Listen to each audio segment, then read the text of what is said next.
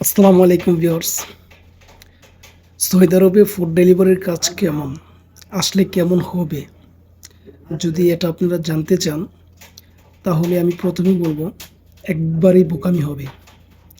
কারণ সৌদি আরবে food delivery করা খুবই কষ্ট এবং অনেক অনেক রিস্ক। আপনি ফুড ডেলিভারি করতে হবে মোটরসাইকেল দিয়ে। এখানে এই দেশে মোটরসাইকেল চালানো খুবই রিস্ক। আপনার গাড়ির সাথে তাল মিলিয়ে আপনি গাড়ি চালাতে হবে। যেমন একটা চায়ারা, এদেশে প্রাইভেট কারকে বলে চায়ারা, ট্যাক্সিকে চায়ারাই বলে, ওদের সাথে তাল মিলিয়ে চলতে হবে। ওরা যদি 100 টানে আপনি 100 টানতে হবে। আবার যদি আপনি স্লো টানেন তাহলে আপনাকে পিছিয়ে দিয়ে বাড়ি দিয়ে দিবে। তো ভিউয়ার্স, শুধু এটা সমস্যা না, আরও অনেক ধরনের সমস্যা আছে। কারণ আরব দেশ জানেন, মিডল ইস্ট, এখানে প্রচুর রোদ, এখানে কোনো ঠান্ডার কোনো নেই। আপনি ডেলিভারি করার সময় মোটরসাইকেলটা পার্কিং করার জন্য একটা গাছ পাবেন না যে গাছের নিচে রাখবো। মোটরসাইকেলের যেই সিটগুলা, এগুলা গরমে উন্না থাকে, এত গরম। তারপরে অনেক রিস্ক।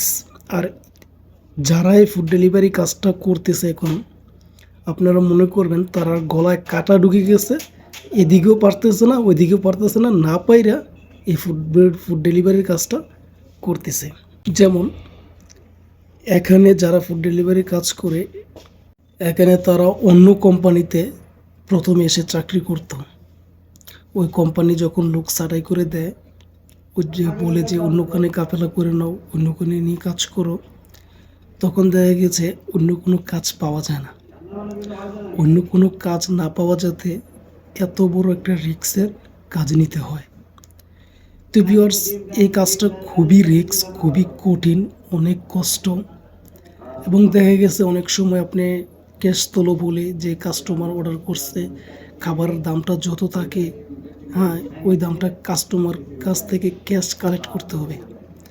দেখা গেছে অনেক সময় গাড়িতে আপনার লোকেশন দিবে, গাড়ির সামনে যাবেন, কাস্টমারকে আপনি খাবারটা দিবেন, কাস্টমার গাড়ি টান দিয়ে চলে গেছে। এখন কি করবেন? সাপোজ মিনিমাম তো 1-150 টাকার খাবার হয়, 1-150 টাকা, সাপোজ 100 টাকাতেই বাংলাদেশের 3200 টাকা, 150 টাকায় ধরেন 5000 টাকা। এখন আপনার যদি এই টাকার খাবারটা নিয়ে টাকাটা না দিয়ে চলে যায়, তখন আপনি আপনার কফিলকে, আপনার মুদিরকে আপনি ওই ক্যাশ কালেক্টের হিসাবটা দিতে হবে। তখন যদি আপনি ওই ক্যাশ কালেক্টের হিসাবটা না দিতে পারেন, তাহলে মাস শেষে আপনার কাছ থেকে, স্যালারি থেকে ওই টাকাটা কেটে নেওয়া হবে। তো ভিউয়ার্স, আরও আদার্স অনেক সমস্যা আছে এদেশে। কিছু কিছু জায়গা আছে, ওইগুলা জায়গাতে আপনার মোটরসাইকেল চুরি করে নিয়ে যায়, তালা দিয়ে রাখলো নিয়ে যায়। অনেক সময় দেখা গেছে রানিংয়ে যাইতেছেন, আটকে এসে আপনার কাছ থেকে মোটরসাইকেলটা নিয়ে যাবে। তখন আপনি মোটরসাইকেলের দাম আপনার কফিলকে দিতে হবে। আরও আদার্স অনেক প্রবলেম আছে, যেগুলা মনে করেন আমার মনে হয় না যে আপনি এই কাজে এসে ভালো কিছু করতে পারবেন। আপনি মানুষের কাছ থেকে শুনবেন যে মাসে 1 লাখ টাকা বেতন, 70,000 টাকা বেতন, কিন্তু যখন আপনি 70,000 টাকায় কাম করতেছেন, আপনি ডিউটি করতে হবে দৈনিক 12 থেকে 14 ঘন্টা। 12 থেকে 14 ঘন্টা যদি আপনি ডিউটি করেন, তাহলে আপনার মনে করেন শরীরের এমন অবস্থা হবে, আপনি এসে রান্না করে যে খাবেন ওই এনার্জিটুকু থাকবে না।